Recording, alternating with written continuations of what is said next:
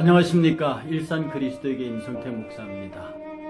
찬양과 말씀과 기도로 잠드는 6일 저녁 기도회, 목자가 읽어주는 에베소서 제5장. 오늘은 아내들이여, 이런 말로 시작하는 22절부터 25절, 남편들아라고 끝나는 25절의 말씀을 가지고 피차 복종하고 순종하라라고 하는 제목으로 말씀 연회를 나누고자 합니다. 먼저 찬양 한 곡 들으시고 조금 후에 뵙겠습니다.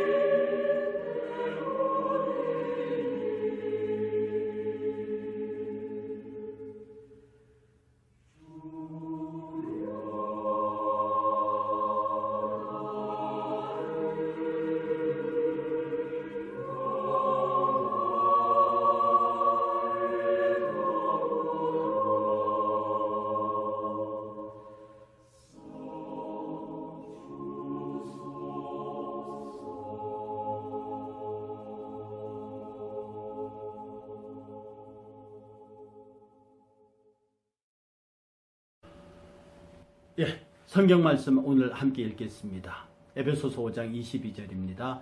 아내들이여 자기 남편에게 복종하기를 주께 하듯 하라.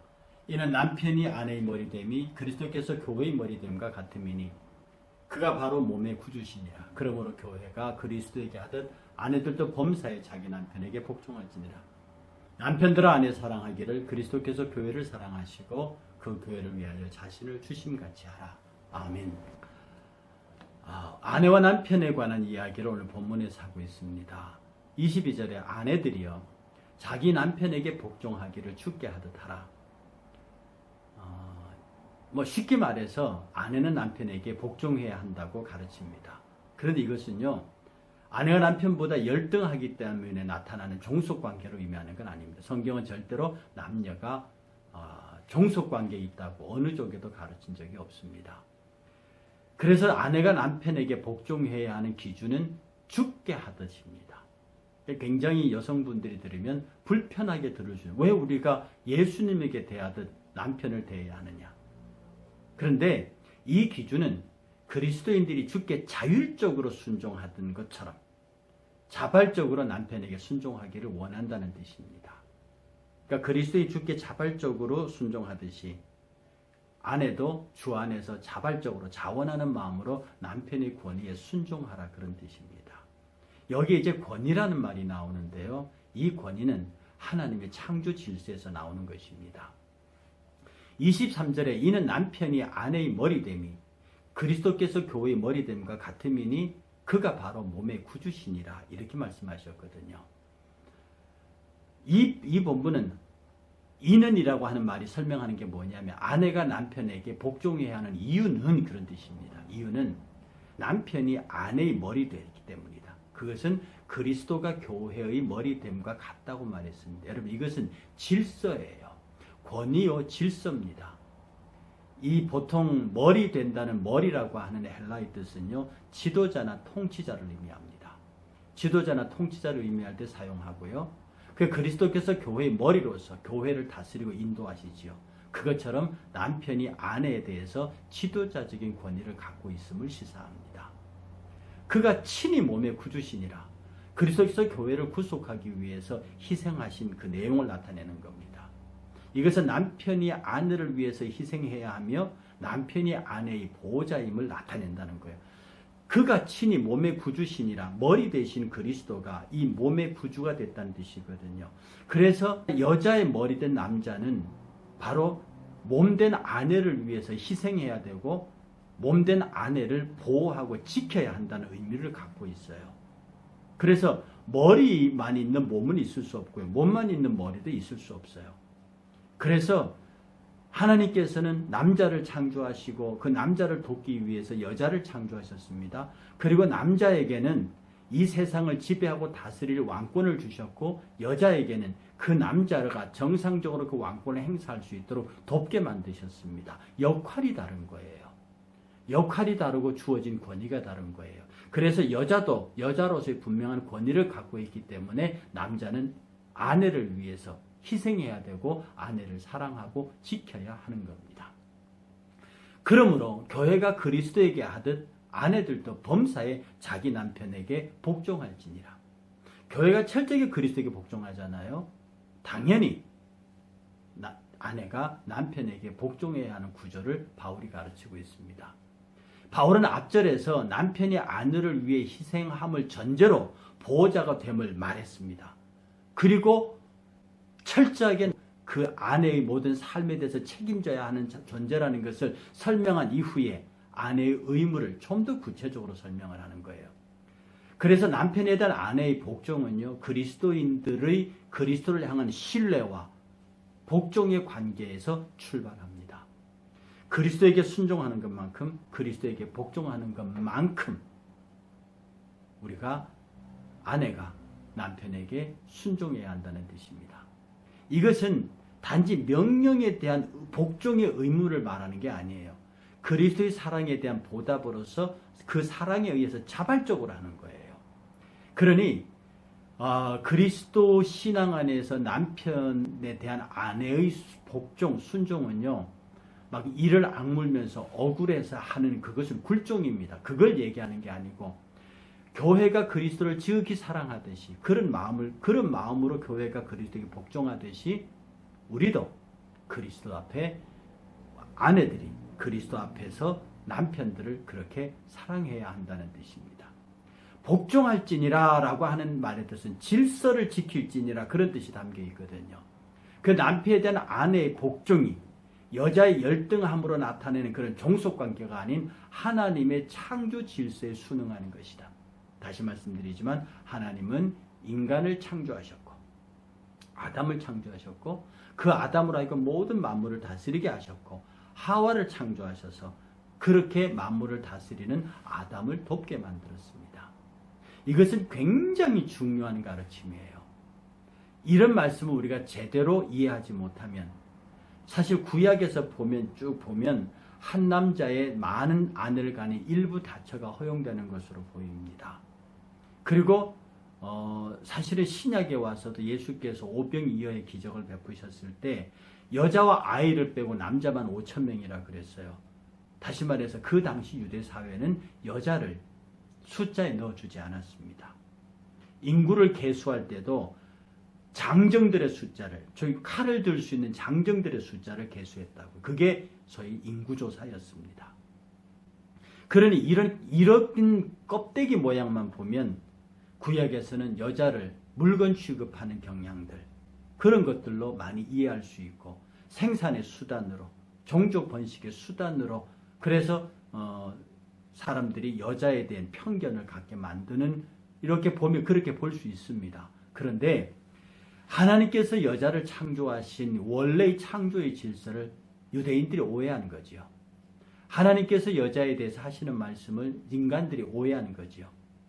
하나님께서는 어떤 우스갯 사람들이 그렇게 말합니다. 왜 발가락뼈를 빼지 않고 머리뼈를 빼지 않고 가슴뼈를 떼느냐. 이 심장이 있는 평등한 관계를 말한다. 그렇게 얘기를 하는 거죠. 그게 농담이긴 합니다. 머리뼈를 만들었으면 남자 머리 위에 올라가려고 그럴 것이고, 발뼈를 만들었으면 남자 발 밑에서 밟힐 것 같으니까, 그래 갈비 가슴뼈를 만들어서 똑같은 수평으로 채웠다. 이게 비록 농담 같지만 그 농담 속에 어느 정도 이해할 만한 부분이 있습니다. 다시 말씀드리지만 남녀는 평등합니다. 그래서 하나님께서 한 가정을 이루게 하시고, 그 가정의 질서는 남편은 아내를 사랑하고 아내는 남편에게 복종하는 걸로 되어 있습니다. 이것을 구시대적이니 고리타분하다느니 전근대적이라는 이런 말로 매도하면 안 됩니다. 그것은 하나님의 창조 질서예요. 그래서 남편에 대한 아내의 의무가 복종이라면 아내에 대한 남편의 의무는 절대적인 사랑입니다. 이때 사랑하라고 하는 아가파타라고 하는 말은 일명 아가페에서 온 말인데요. 이 사랑하라는 말은 그리스도의 사랑을 말하는 겁니다. 그리스도의 사랑을 말하는 것으로 비이기적, 우리가 쉽게 이해하는 어머니 사랑 같은 거죠. 무조건적 그리고 희생적인 사랑을 얘기하는 거예요. 그래서 남편이 아내를 사랑하는 데 있어서 조건이 붙어서는 안 됩니다. 적어도 이 세상에서 남편의 아내 사랑은 조건일 수 없습니다. 그것은 절대적 가치를 지닌 것이고요. 의무도 아닙니다. 그건 존재의 이유이기도 합니다. 그리스도가 교회를 사랑하는 것은 그리스도란 존재는 교회를 사랑할 수밖에 없어요. 그리스도가 교회를 사랑할 이유가 있는 게 아닙니다. 교회는 곧 자신의 몸이에요. 어찌 사랑을 할 수 있겠습니까? 그런 면에서 남편의 아내에 대한 사랑은 의무도 아니고요. 존재 그 자체를 설명하는 존재 방식이에요. 그리고 이게요, 사랑하라는 동사 형태가 현재 명령형, 지금 하라는 거예요. 그러니까 어떤 상황에서도 언제나 지금 살아있는 이 순간에 아내를 사랑해라 하는 그런 뜻입니다. 그리고 그리스도께서 교회를 위하여 자신을 주신 것처럼 남편들도 아내를 향하여서 무조건 자신의 사랑을 희생적으로 내어주어야 한다는 뜻입니다. 이게 이제 말로만 쉽다 누가 그렇게 말해요. 사실 이게 말로는 쉬운 겁니다. 이런 사랑이 진행되면 어려운 가정들이 왜 생겨나겠습니까? 힘든 가정들이 왜 생겨나겠습니까? 결국 우리는 이런 일들이 생겨날 때마다, 가정의 어려움, 부부간의 어려움이 있을 때마다 니탓 내탓 하게 됩니다. 그러나 니탓 내서 겉으로 니탓 내탓을 하더라도 혼자 하나님 앞에 서 있을 때는 이게 전부 다 나의 부족이고 나의 허물이고 나의 잘못 때문임을 고백해야 합니다. 어려우시겠지만 이런 고백이 있고 내 사랑이 부족했고 혹은 내 복종이 부족했고 그래서 내가 하나님 앞에서 내 허물이 크다라고 고백하게 되면 그 싸움은 순간적인 싸움이 될 수 있습니다. 하나님께서 창조하신 아름다운 세상의 질서의 가장 초보적인 출발이 남편과 아내라고 하는 두 단위 속에서 일어나는 하나님의 상주심이거든요. 은혜 베푸심이거든요. 거기서 하나님이 원하시는 것은 사랑하는 것과 복종하는 것.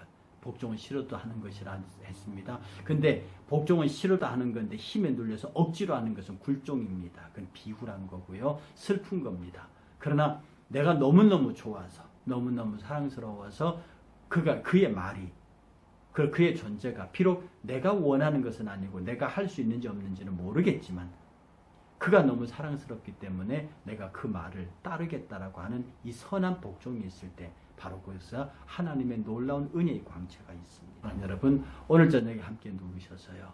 여러분의 가정을 돌아보시고 정말로 아가페적인 사랑으로 조건 없이 사랑했는지, 그리고 정말 존경함으로 내가 기꺼이 자발적으로 복종했는지, 이 사랑과 복종을 오늘 한번 되짚어보고 실천하는 오늘 밤이 되시기를 주의 이름으로 축복합니다. 우리 함께 기도하시겠습니다. 존귀하신 하나님, 아내와 남편 된 모든 성도들이 복종하기를 서로 죽게 하듯 사랑하기를 그리스도께서 교회를 사랑하듯 그렇게 하게 하옵소서. 그리스도께서 교회의 머리됨 같이 남편이 아내의 머리됨을 인정하게 하시고, 교회가 그리스도에게 하듯 아내들도 범사에 자기 남편에게 복종하게 하옵소서. 우리의 교회와 가정이 주 안에서 순종과 사랑의 복으로 충만하게 하옵소서. 우리 모두를 사랑할 수 있게 하시고 기꺼이 복종하게 하옵소서. 예수님의 이름으로 기도합니다. 아멘. 사랑하는 성도 여러분, 평안히 주무시고요. 다음 주 화요일 날 여러분들을 다시 찾아뵙겠습니다. 평안을 빕니다.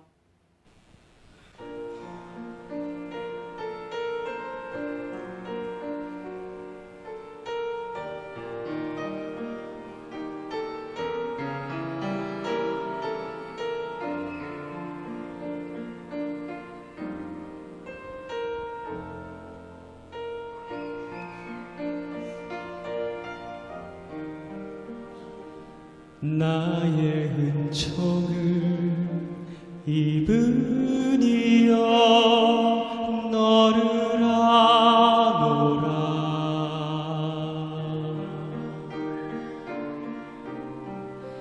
너의 이름 내가